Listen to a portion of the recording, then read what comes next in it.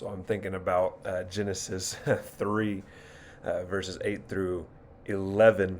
After people sinned, they ate from the tree of knowledge, and they're hiding from the voice of God who is walking through the garden and calling out to people, where are you? And the man says, here I am. I was afraid because I noticed I was naked, so I hid. I hid from you, the voice of God. And the voice of God asks, who told you you were naked? Have you eaten from the tree of which I commanded you not to eat? A rhetorical question meant to cause the man to reflect upon his own inglorious estate, his nakedness. And the nakedness is just that. It's an inglorious estate.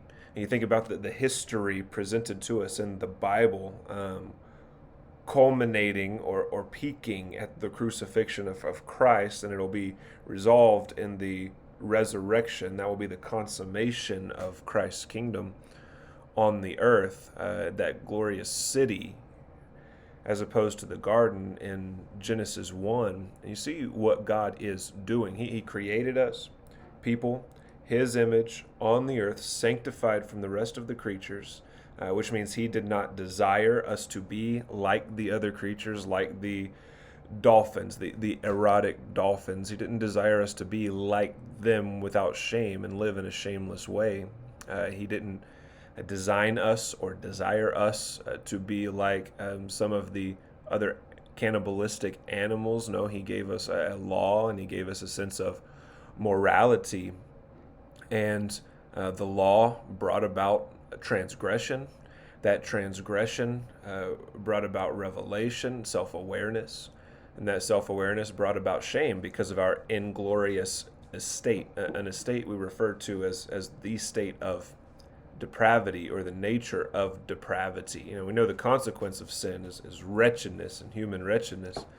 But God's plan is not just to have created a creature that looks like him, right?